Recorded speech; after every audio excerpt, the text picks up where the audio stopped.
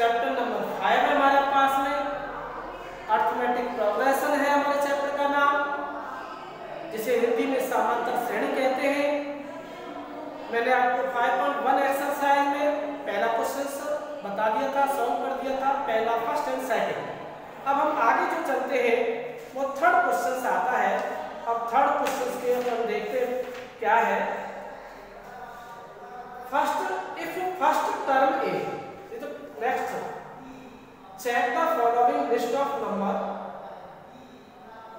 AP हमारे पास already not given, AP given नहीं है, केवल लिस्ट दी गई है। उस लिस्ट से हमें ये पता करना है कि हमारे पास जो लिस्ट है वो एपी है या नहीं है। अब कैसे पता होगा भाई, हमें एपी का कैसे पता होगा कि जो लिस्ट है वो एपी है या नहीं? Common difference is equal of the each term called AP. बच्चों, कॉमन डिफरेंस यदि इक्वल है तो डेफिनेटली एपी है, और कॉमन डिफरेंस नहीं है तो एपी नहीं है। तो आपको सबसे पहले लिस्ट में लिस्ट को देखना है, कॉमन डिफरेंस देखना है। कॉमन डिफरेंस इक्वल है तो given the list is AP, दी गई जो लिस्ट है एपी है। और यदि कॉमन डिफरेंस इक्वल नहीं है तो एपी नहीं है। फिर आगे सॉल्व नहीं करना जो एपी नहीं है। तो यदि एपी है तो हमें आगे के टर्म, आगे के पद भी निकालने होंगे। आई बात समझ में?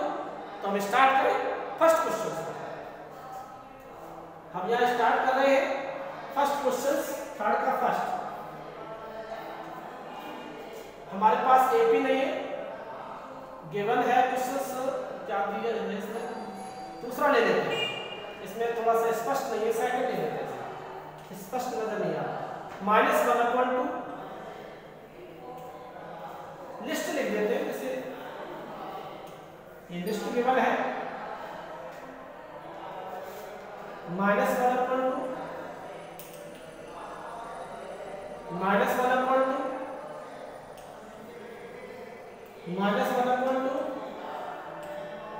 -1/2 डैश डैश डैश। तो आपसे पूछा जा रहा है कि जो लिस्ट है, ये सूची, जिसे हिंदी में से सूची कहते हैं,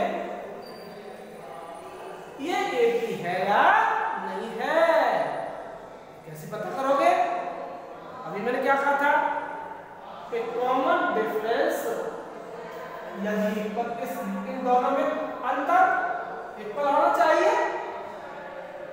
इन दोनों का अंतर भी इक्वल होना चाहिए, और इन दोनों का अंतर भी इक्वल होना चाहिए, तो एपी है, नहीं तो नहीं है। तो चेक करें। सबसे पहले हम इसमें से माइनस करेंगे common difference of first two term. English में बोलते हैं इसे common difference of first two term. Common difference first term, प्रथम दो पदों का अंतर। हिंदी में बात करें तो प्रथम दो पदों का अंतर, दो पदों का अंतर। तो मैंने बच्चों भी बताया था, बात कर दिया था, A1 A2 A3 A4 तो भी मार्क किया था। तो आप क्या करें बताइए, इसमें से इसको माइनस करो, नेक्स्ट इसमें से इसको माइनस करो, फिर नेक्स्ट इसमें से इसको माइनस करो। तो -1/2 A2 -A1, तो A2 -1/2 में से, और आप -1/2 माइनस ब्रैकेट में लिखिए, तो -1/2 माइनस, और माइनस क्या हो जाएगा, प्लस हो जाएगा। और ये बेटा 0 आ जाएगा। अगर आप एलसीएम लेके -1/2 और +1/2 इट मींस 0। प्रथम दो पदों का अंतर, common difference of first two term, common difference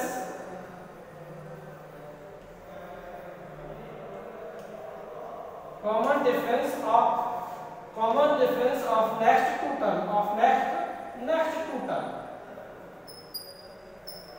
common difference of next two term यानी कि अगले दो पदों का अंतर, अगले दो पदों में अंतर। अगले दो पदों में आप अंतर निकाल सकते हो, तो वही आपको a3 माइनस a2 करना है,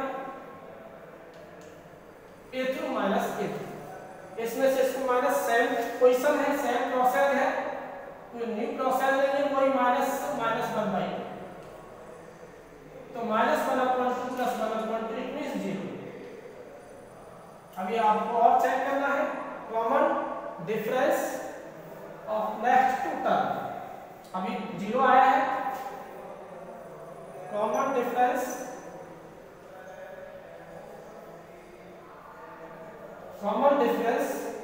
नेक्स्ट टू टर्म,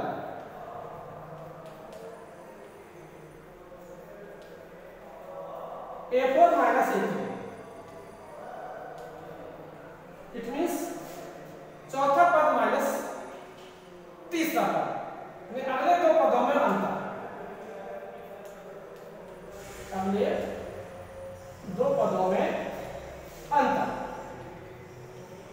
तो अब चौथा पद भी -1/2 है, -1/2 + 1/2 इट मींस 0। तो common difference is equal of the each term, this listed is AP। Common difference या लिखा जाएगा कि AP है या नहीं है, इस AP है, क्यों? बिकॉज या लिखा जाएगा कॉमन डिफरेंस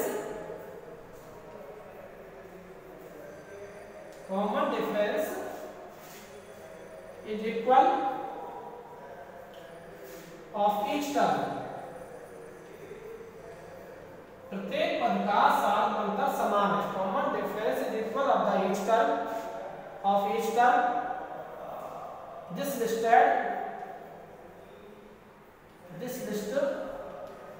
इज AP। सभी पदों का सार अंतर समान है,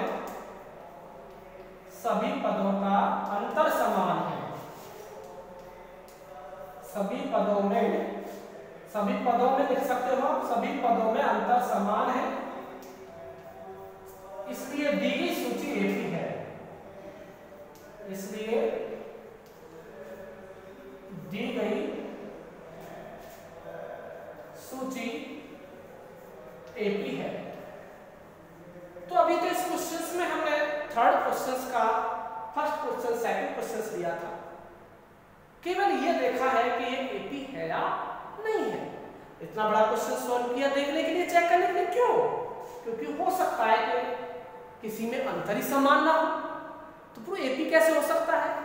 तो AP को फाइंड चेक करने के लिए हमें सभी पदों में सेकंड में से फर्स्ट माइनस किया, थर्ड में से सेकंड माइनस किया, फोर्थ में से थर्ड माइनस किया। हमने क्या देखा कि सभी पदों में कॉमन डिफरेंस 0 आया है, और जब कॉमन डिफरेंस 0 आया सभी पदों में इक्वल है एक, तो डेफिनेटली लिस्टेड इज AP, पक्का है। ये जो given the listed is AP, ये जो AP लिस्टेड दी गई है डेफिनेटली AP है। अब AP है तो हमें आगे के नेक्स्ट 4 टर्म और फाइंड करने हैं। अब आगे की टर्म फाइंड करने के लिए हमें क्वेश्चंस को आगे और सॉल्व करना पड़ेगा। क्वेश्चंस का एंडिंग यही नहीं होगा, आगे और भी क्वेश्चंस को सॉल्व करेंगे। तो आगे सॉल्व करने के लिए हमें ये देखना है कि इसमें कितने टर्म दी गई है और कितनी 4 टर्म निकाली। तो देखिए बच्चों, फर्स्ट टर्म है, पहला पद है, सेकंड टर्म है, दूसरा पद है, तीसरा पद है, थर्ड टर्म है, फोर्थ है, यानी कि हमें फिफ्थ से स्टार्ट करना है। तो फाइंड द फिफ्थ टर्म। तो हमें फिफ्थ टर्म निकालनी है, सबसे पहले फिफ्थ टर्म, क्योंकि फोर्थ टर्म तो ऑलरेडी गिवन है। फर्स्ट टर्म गिवन है, सेकंड टर्म गिवन है, थर्ड टर्म गिवन है, फोर्थ गिवन है, तो फिर हमें fifth term, sixth term, seventh term, eighth term find करनी है। क्यों? हमारे पास फोर्थ टर्म तो ऑलरेडी गिवन है ही, फोर्थ टर्म तो हमारे पास गिवन है ना, 1 2 3 4। अब हमें क्या करना है? नेक्स्ट टर्म निकालनी चाहिए। तो नेक्स्ट टर्म आगे फिफ्थ टर्म, जिसे पांचवा पद कहते हैं, जिसे पांचवा पद कहा जाएगा a + 4। तो a की वैल्यू बच्चों -1/4 into d की वैल्यू क्या है? 0, क्योंकि d की वैल्यू अभी आपने फाइंड की थी, तो d की वैल्यू 0 थी। तो -1/2 plus 0, it means -1/2. We find the fourth term, fourth term, fifth term निकाली, fourth के बाद अब sixth term, अब sixth term हम फाइंड करने जा रहे हैं। ये हमें कैसे पता लगा कि फिफ्थ निकालनी है, सिक्स्थ टर्म फाइंड करनी? क्योंकि हमारे पास बच्चों फर्स्ट, सेकंड, थर्ड और फोर्थ टर्म ऑलरेडी गिवन है। अब नेक्स्ट 4 टर्म निकालनी है, फोर्थ टर्म निकालनी, तो नेक्स्ट टर्म आएगा fifth, sixth, seventh and eighth term. तो फिफ्थ टर्म फाइंड करने के लिए हमें आइडेंटिटीज लगा दी a + 4d। क्वेश्चंस को सॉल्व किया, फिफ्थ टर्म फाइंड हो चुकी है, -1/2। सिक्स्थ टर्म की आइडेंटिटी पुट कर दो, a + 5। Sixth term find identity a + 5d। तो बच्चों ऐसे कैसे आप इसको सॉल्व करेंगे? a की वैल्यू क्या है? -1/2 प्लस 5, d की वैल्यू बच्चों क्या है? अभी हमने थोड़ी देर पहले कॉमन डिफरेंस निकाला था, तो 0 आया था, ध्यान है सही बच्चों को? तो यहां 0 पुट कर दो, तो -1/2, 5 × 0 इट मींस 0, यानी हमारे पास सिक्स्थ टर्म भी 1/2, इसको हम छठा पद कहते हैं, हिंदी में से छठा पद लिख सकते हो। अब नेक्स्ट अभी तो दो टर्म आई, सेवंथ टर्म, हमें सेवंथ टर्म निकालनी है। तो बच्चों इसमें याद करने की जरूरत नहीं है बेटा, फिफ्थ टर्म में आपने a + 4d लिया है, सिक्स में 5d लिया है, तो सेवंथ में क्या आएगा? या 5d है तो वहां 6d आ जाएगा, a + 6d। इसे हम सातवां पद भी कहते हैं हिंदी में। अब a की वैल्यू बच्चों क्या है? जैसे कि आपने अभी थोड़ी देर पहले a की वैल्यू क्या पुट की थी? -1/2। कहां से आई a की वैल्यू? a की वैल्यू इस लिस्ट में से फर्स्ट टर्म आ, तो इसी प्रकार से आप a की वैल्यू -1/2 पुट कर दो। अब d की वैल्यू बच्चों अभी आपने 0 ली थी, कहां से आई थी 0? क्योंकि हमने कॉमन डिफरेंस ईच टर्म में फाइंड किया था, 0 आया था, तो 0, तो -1/2 + 0 इट मींस सेवंथ टर्म भी -1/2 आ जाए। अभी हमारे 4 टर्म पूरे नहीं हुए, पांचवा पद, fifth term, sixth term, seventh और last fourth term, eighth term आ जाएगी। लास्ट हमारे पास एट्थ टर्म आएगी, आठवां पद जिसे कहते हैं एट्थ टर्म, जिसे आठवां पद कहते हैं। आठवां पद हिंदी में ऐसे लिख सकते हो आप, a + 7d।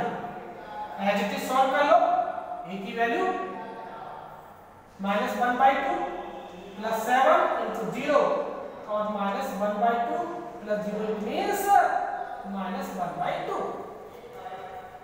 तो नेक्स्ट हम जो है अगले नेक्स्ट पढ़ेंगे। हमारे पास 5.1 पूरी हो चुकी है कंप्लीट एक्सरसाइज। नेक्स्ट